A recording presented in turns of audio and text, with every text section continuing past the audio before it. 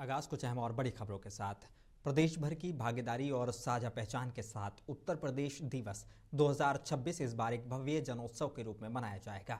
24 से 26 जनवरी तक चलने वाले इस आयोजन की तैयारियों की समीक्षा करते हुए मुख्यमंत्री योगी आदित्यनाथ ने कहा कि ये कार्यक्रम सिर्फ फॉर्मा नहीं बल्कि प्रदेश की संस्कृति, विकास और संभावनाओं का सेलिब्रेशन है। मुख्य समारोह लखनऊ के राष्ट्र प्रेरणा स्थल पर होगा, जबकि मुख्य अतिथि के रूप में केंद्रीय गृह मंत्री अमित शाह मौजूद रहेंगे। एक जनपद एक व्यंजन और विकसित उत्तर प्रदेश की झलक इस जनोत्सव की खास पहचान होगी।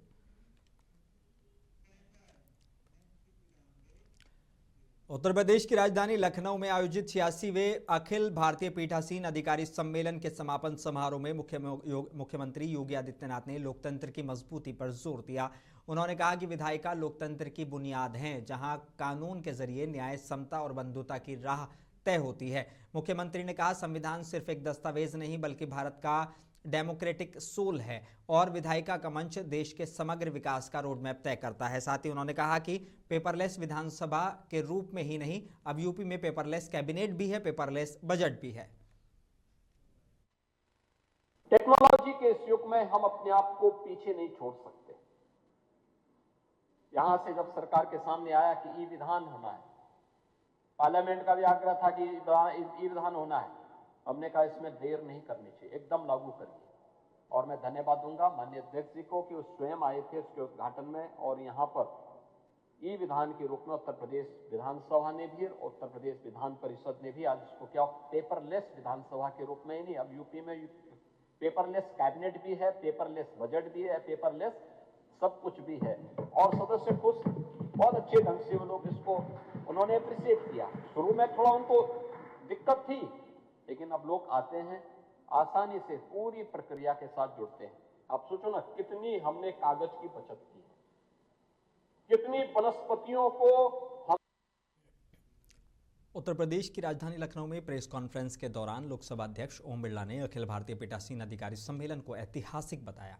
उन्होंने कहा कि उत्तर प्रदेश ने आध्यात्म, संस्कृति, स्वतंत्रता संग्राम और नेशन बिल्डिंग में अहम भूमिका निभाई है। इस 86वें सम्मेलन में देश भर के पीठासीन अधिकारियों ने अपने विचार साझा किए और 6 अहम प्रस्ताव पारित किए गए। इनमें 2047 तक विकसित भारत के लक्ष्य को हासिल करने के लिए सभी विधानसभाओं की कलेक्टिव कमिटमेंट शामिल है। उत्तर प्रदेश दुनिया का वो राज्य जहां आध्यात्मिक, सांस्कृतिक और आजादी की लड़ाई से लेकर देश के निर्माण में यहाँ के राजनेताओं का बहुत बड़ा योगदान रहा, और इसीलिए इस धरती पर हुआ सम्मेलन नई ऊर्जा के साथ, नए संकल्पों के साथ, विचार मंथन के साथ सभी पीठासीन अधिकारियों ने अपने अपने अनुभव साझे किए। पीठासीन अधिकारी सम्मेलन की परंपरा 1921 में पहला पीठासीन अधिकारी सम्मेलन शिमला में हुआ था। बीच में कोई अप्रकारण रहे। केंद्रीय गृह मंत्री अमित शाह आज स्वर्गाश्रम जोंका स्थित गीता भवन में गीता प्रेस गोरखपुर की सुप्रसिद्ध कल्याण पत्रिका के शताब्दी महोत्सव में शामिल हुए। वेदनी के दिन हेलीपैड पर उनका भव्य स्वागत किया गया। खुद मुख्यमंत्री पुष्कर सिंह धामी ने उनका इस्तकबाल किया। कार्यक्रम के दौरान अमित शाह ने कल्याण पत्रिका के शताब्दी अंक और आरोग्य अंक का विमोचन किया गया। बताया गया कि अब तक कल्याण की 17 करोड़ 50 लाख से अधिक प्रतियां प्रकाशित हो चुकी हैं, जो इसकी लोकप्रियता और स्पिरिचुअल इम्पैक्ट को दर्शाती हैं। मुख्यमंत्री पुष्कर सिंह धामी ने इस दौरान क्या कुछ कहा, आपको सुनाते हैं। ये जानकर अत्यंत प्रसन्नता हो रही है कि गीता प्रेस ने वर्ष 1923 में अपनी स्थापना से अब तक 101 करोड़ से अधिक धार्मिक पुस्तकों का प्रकाशन कर हमारी संस्कृति और ज्ञान परंपरा को न केवल संजो कर रखा है बल्कि जन जन तक पहुंचाने का अभूतपूर्व कार्य भी किया है। यह हम सभी के लिए गर्व का विषय है कि आज गीता प्रेस के द्वारा वर्ष 1926 में प्रारंभ की गई कल्याण पत्रिका का शताब्दी अंक का अनावरण आदरणीय गृह मंत्री जी के कर कमलों के द्वारा किया गया है। कल्याण पत्रिका न केवल बीते 100 वर्षों से हमारे भीतर आध्यात्मिक चेतना, भारतीय जीवन मूल्यों को विकसित करने का कार्य कर रही है, बल्कि नैतिकता, सदाचार और सांस्कृतिक चेतना के विकास में भी बहुत महत्वपूर्ण योगदान दे रही है। मैं इस अवसर पर राष्ट्र, धर्म और संस्कृति के महान सेवा करने के लिए गीता प्रेस और उनके समस्त परिवार को, साधकों को, कार्यकर्ताओं को और प्रबंधन को हार्दिक साधुवाद देता हूं। वाराणसी में उत्तर प्रदेश कांग्रेस अध्यक्ष अजय राय ने आरोप लगाया कि माता अहिल्याबाई होलकर की प्रतिमा तोड़ी गई। उन्होंने कहा कि ये बिल्कुल भी अनएक्सेप्टेबल है और योगी आदित्यनाथ को दोषियों पर सख्त एक्शन लेना चाहिए। ये पूरी तरीके से साबित हो रहा है कि तोड़ा किन्होंने, तोड़ा सरकार के लोगों ने, अधिकारियों ने निर्देश दिया, नीचे के आपके लोगों ने तोड़ा है, उनके खिलाफ कार्रवाई करनी चाहिए ना योगी आदित्यनाथ जी को। कांग्रेस ने तो सही बात बनारस की जनता और देश की जनता के सामने रख दिया कि ये देखो, ये माता अहिल्याबाई होलकर जी की मूर्ति तोड़ी गई, ये सनातन का अपमान हुआ, ये काशीवासियों का अपमान है और देशवासियों का अपमान है, जिन्होंने अपना पूरा जीवन समर्पित किया देश की सनातन की रक्षा करने के लिए।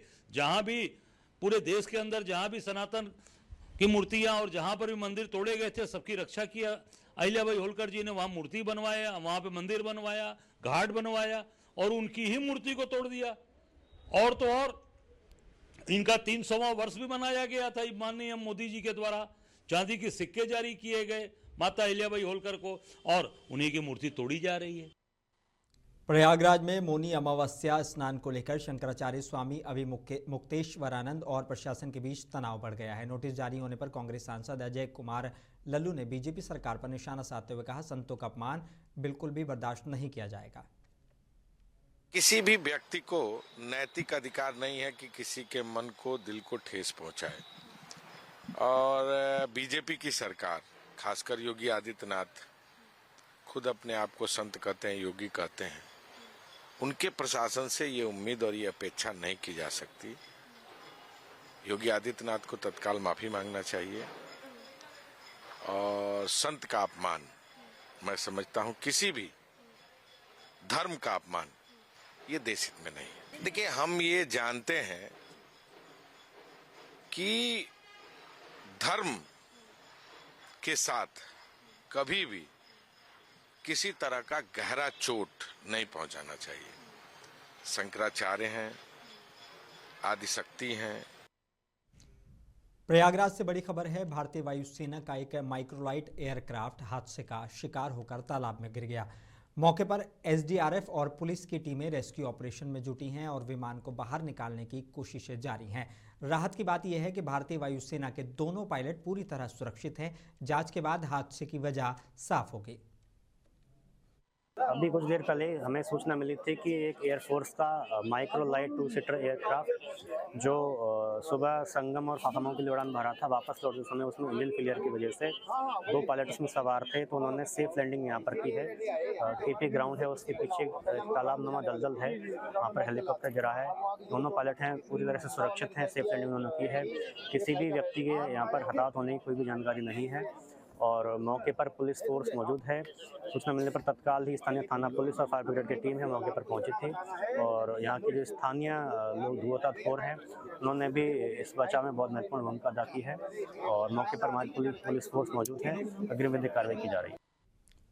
मुजफ्फरनगर से बड़ी खबर है। अब राष्ट्रीय इस मणिकर्णिका घाट पर लोकमाता अहिल्याबाई होलकर द्वारा निर्मित मंदिरों और मूर्तियों से कथित छेड़छाड़ के विरोध में पाल धनगर गड़रिया समाज ने प्रधानमंत्री नरेंद्र मोदी को पत्र लिखा है। समाज का आरोप है कि शांतिपूर्ण प्रदर्शन पर लाठीचार्ज हुआ और मुकदमे दर्ज किए गए।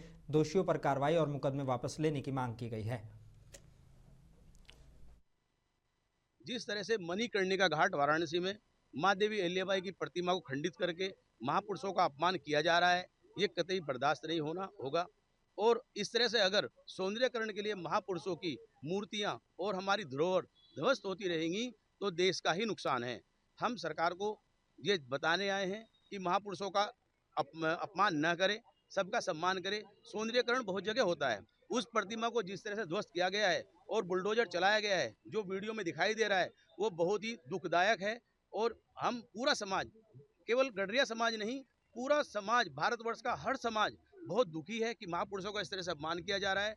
बुलडोजर मूर्तियों पर चल रहे हैं, मूर्ति जिस तरह नीचे पड़ी हुई थी और उसे बुलडोजर का मुंह खंडित कर रहा था, ये बड़ा ही असहनीय है। और मेरा तो निवेदन है, यदि इस तरह का काम किया जाए तो उन मूर्तियों को उतार कर संजो कर रखा जाए, सौंदर्यकरण जब हो जाए उन्हें फिर पुनः स्थापित किया जाए।